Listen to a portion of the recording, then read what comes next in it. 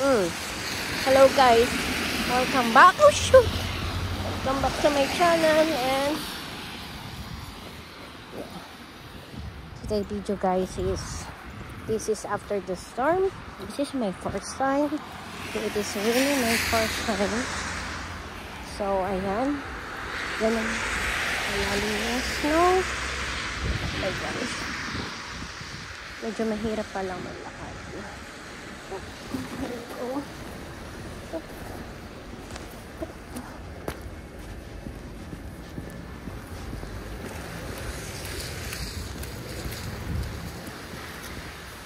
Which is natutunan na siya kasi mababa yung mataas yung temperature. I mean, grabe. Ganito pala ang Canada pag nag-snowstorm. So, ayan. Kailangan is dahan-dahan. Oops. Wow. Grabe. Medyo, ano ba yan? Ito, sinabang tapos sinarang din dito, which is mahirap. Dapat pala, snow pants yung suot. It's really my first time talaga na-encounter itong ganito. For 5 years ko, almost 6 years ko dito sa Canada. So, ayan. So, sabi sa balita kagabi, it approximate more than 25 cm, and I think it is right.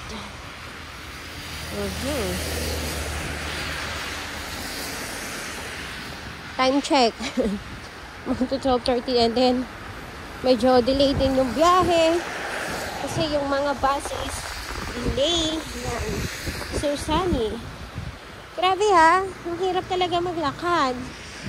At least naman.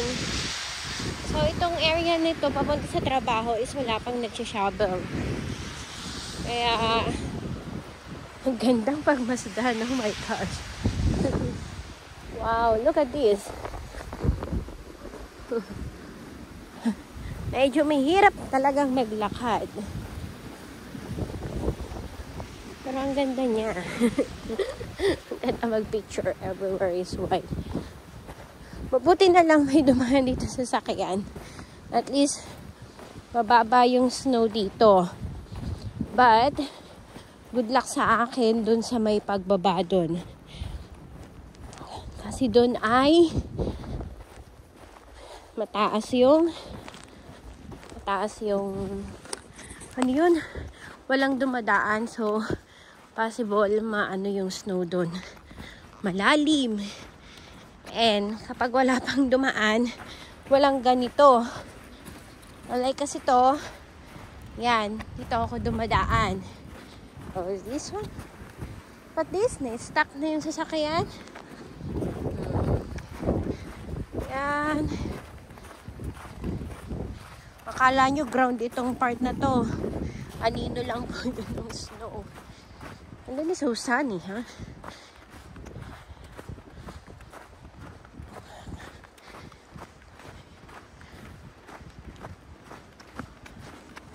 Oh my gosh. Ang hirap paglakad. Oh my goodness.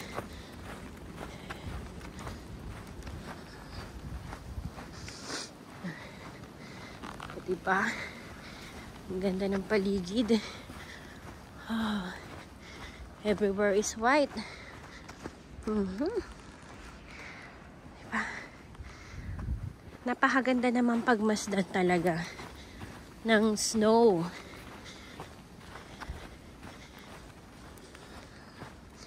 Pero mahirap sa mga motorista, mga driver. As in, nandyan yung possible na hindi mandar. Galing naman to. Ano kaya ginawa nila? Siguro hot water yung ginamit nila dyan. Or you know what? Siguro yung ground nila dyan is may heater. Kasi hindi nagkaroon ng snow yung ano nila para eh. You see? Pantay na pantay. wala kang makikita na pinag-anuhan na shinabel yung side. So for sure may heater ang mga ano niyan, yung ground niya. Kasi pantay na pantay yung mga corner eh. Kung shinabel kasi, so ano yun oh, I think the sasakyan is na-stuck na dito. Yeah. So ayan guys, malapit na tayo dun sa aking himala at din ay may nag-shovel dito. Usually dito laging ano eh, and then hanggang dyan lang sa labasan. Oh, yung sasakyan na pumasok dito is dito sa dulo. Mabuti na lang taga dito siya sa dulo, and then shinabel na din tong side. Kaya ayan, makita nyo guys, crash na yan kasi shinabel na to, which is itong bahay na to is katabi na nung bahay ni na amo ko. Nakikita nyo yung puting yon, yun na yung bahay ni amo, and ito yung may nag-shovel. Oh, look at the ano nila, oh, driveway. So dito na tayo aakyat. Oh, meron ng ang taas ng snow, oh. Pag tumapak ako dyan, for sure lubog ang paa ko. Ooh, see? Hindi pa naman lubog. Konti lang. Oh my gosh! And then this is the lubog. Oh my God. Lubog, oh my gosh. Lubog talaga. Ay, ay, ay. Oh my gosh. As in, lubog talaga. Oh no! Mababasa yung boots ko. Yung, oh my gosh. Look at that. Kasi, yung dinaanan ko, sobrang lalim. Oh my gosh.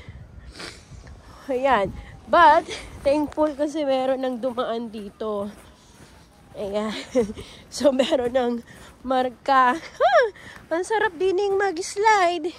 Yung bagoning or yung slid or whatever it's called. Wow, mailabas nga si Axel mamaya. Or bukas. Sana hindi pa matunaw yung snow. Kasi ang ganda-ganda niya. Medyo taas nga. Oh my gosh, look at that. Look at that. Ipipilm ko pala to. I-send ko kay Gregor at kay Daisy. Hi, Greg! Hi, Daisy! How are you there?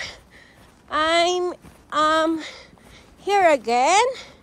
If you see, there's a lot of snow. Oh my goodness. Look at me. Look at me, Daisy and Gregor. Whoop. And wow, look at this. Ooh. Ooh, very nice. Very nice. Oh my gosh, that is Ate Dessa's car. She's stuck at the driveway. But you see, dito, shovel na dito. I mean, dito pala. Which is ito yung kinaamo. Ayan. Shovel na siya. Pero dito sa driveway, hindi pa. So, ayun guys. Nandito na ako sa bahay ni Naamo. Bye-bye. And thank you for watching.